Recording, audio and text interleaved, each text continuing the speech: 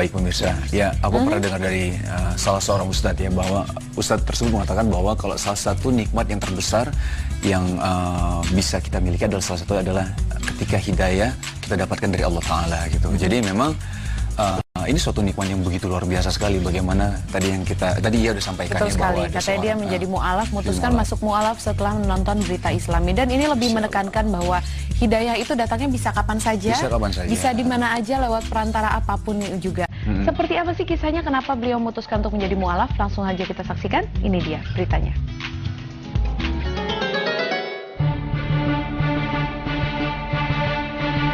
Hidayah Allah bisa datang dari mana saja.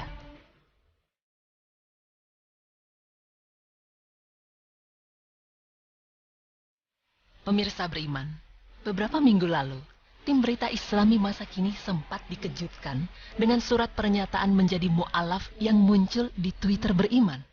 Orang tersebut juga mengucapkan terima kasih kepada tim berita Islami masa kini karena ia mengatakan bahwa tayangan berita Islami masa kini telah membawanya menuju jalan kebenaran. Dari pengakuannya tersebut, akhirnya tim berita Islami masa kini mencoba mencari tahu keberadaannya dan berhasil mewawancarainya. Nah pemirsa, seperti apa kisah lengkap yang dialaminya hingga menjadi seorang muslim? Berikut penuturannya. Awalnya itu karena aku iseng-iseng nonton acara TV berita Islami masa kini.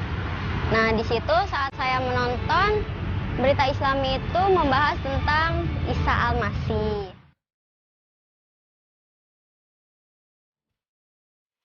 Dari tayangan berita Islami masa kini mengenai kisah Nabi Isa alaihissalam, disitulah Susan merasa dirinya mulai ragu dan mempertanyakan keimanannya, hingga ia pun memberanikan diri untuk bertanya kepada temannya yang beragama Islam, seperti apa sebenarnya sosok Isa dalam Al-Quran. Namun kenyataannya, temannya juga membenarkan apa yang Susan lihat dan dengar dari tayangan berita Islami masa kini. Susan pun semakin ragu dengan keimanannya. Tapi tidak hanya percaya sampai di situ.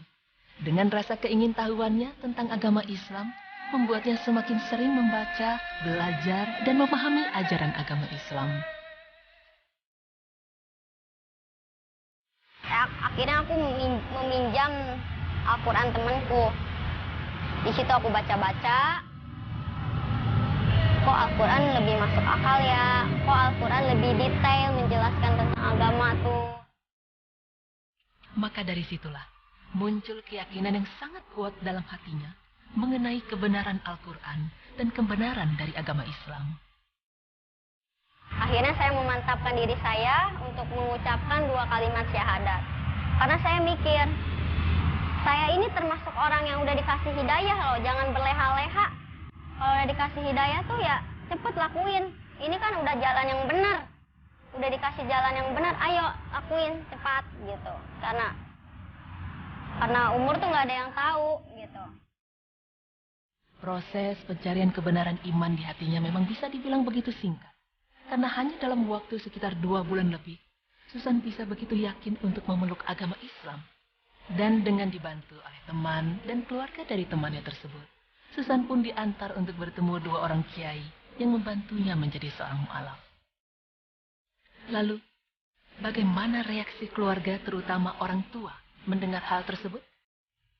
Susan mengaku bahwa hingga saat ini orang tua maupun keluarga belum ada yang mengetahui bahwa Susan telah berpindah keyakinan. Jujur perasaan saya campur aduk ketika saya mengingat kedua orang tua saya. Saya harus bagaimana, sementara di sisi lain saya ingin hidup dalam kebenaran gitu. Bahkan untuk melakukan ibadah seperti sholat pun, ia masih melakukan secara sembunyi-sembunyi. Sampai saat ini pun saya masih sembunyi-sembunyi untuk sholat. Di kamar, ngunciin pintu, bangun subuh-subuh ke kamar mandi untuk wudhu, masih sembunyi-sembunyi sama orang-orang rumah. Meskipun orang tuanya belum mengetahui bahwa dirinya telah menjadi seorang muslim, namun di hati kecilnya, Susan berharap agar orang tuanya dapat menerimanya dengan lapang dada. Tetapi jika orang tuanya tidak menerima keadaannya saat ini, Susan mengaku telah siap menerima segala konsekuensi terburuk yang mungkin akan ia hadapi. Tapi saya berharap mereka bisa menerima saya, dan saya juga berharap mudah-mudahan mereka bisa seperti saya. Pemirsa beriman, itulah tadi kisah perjalanan seorang gadis untuk menjadi seorang muslim. Allah Subhanahu wa Ta'ala memang memberikan hidayah melalui jalan dan cara apapun yang dikehendakinya, meskipun dengan jalan yang tak pernah diduga. Seperti dalam firman-Nya yang artinya, barang siapa yang Allah menghendaki akan memberikan kepadanya petunjuk, niscaya dia melapangkan dadanya untuk memeluk agama Islam. Dan barang siapa yang dikehendaki Allah kesesatannya, niscaya Allah menjadikan dadanya sesak lagi sempit, seolah-olah ia sedang mendaki langit. Begitulah Allah menimpakan siksa kepada orang-orang yang tidak beriman. Quran Surah Al-An'am ayat 125. Semoga kisah tadi dapat menambah keimanan kita kepada Allah Subhanahu wa Ta'ala. Amin ya Rabbal Alamin.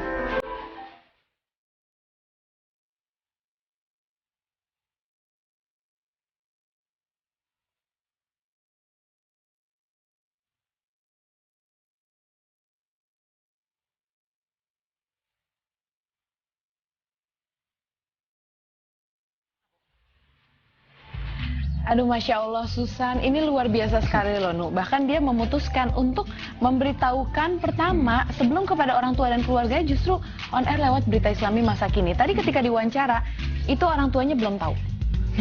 Bahkan kenapa, ini senang ya, Alhamdulillah ya? Alhamdulillah, senang sekali. Jadi memang ada, ya ketika Allah memberikan hidayah kepada seseorang, maka tidak akan ada siapapun yang dapat menyesatkannya. Dan ketika Allah menyesatkan seseorang, maka tidak akan ada siapapun yang dapat memberinya petunjuk. Jadi ini adalah nikmat Allah yang besar sekali kepada Susan ya. Jadi memang harus sangat bersyukur Susan. Jadi ya selama ini mungkin banyak, ya kalau misalnya mu'alaf banyak sekali tantangannya ya. Bener banget. Bahkan salah satunya adalah ketika kita mau memberikan zakat, itu bisa kita berikan kepada orang yang mu'alaf. Salah satunya bisa. Itu ilmu baru juga. Dan alhamdulillah kita juga teman-teman dari tim Berita Islami Masa Kini tentunya merasa bahagia sekali kalau memang tayangan kita tuh benar-benar nonton beriman ya? Bener banget. Jadi benar-benar bisa bermanfaat juga buat pemirsanya gitu. Jadi alhamdulillah banget nih Susan, salah satu contoh yang tidak mungkin nggak cuma kamu yang bahagia, tapi kita semua tim Berita Islami juga bahagia sekali. Alhamdulillah. Nah baik pemirsa, setelah ini kita akan membahas untuk ini loh, kenapa sih kita memulai segala sesuatu kok harus mulai dari kanan dulu baru kiri? Kamu tahu nggak kenapa? Katanya sih kanan tangan baik, kiri tangan gak baik gitu. Kalau aku dikasih taunya gitu, tapi mungkin di Islam ada penjelasannya. Mau dijelaskan sekarang atau nanti? Nanti deh, abis iklan dulu. Makanya jangan kemana-mana, tetap di Berita Islami Masa Kini.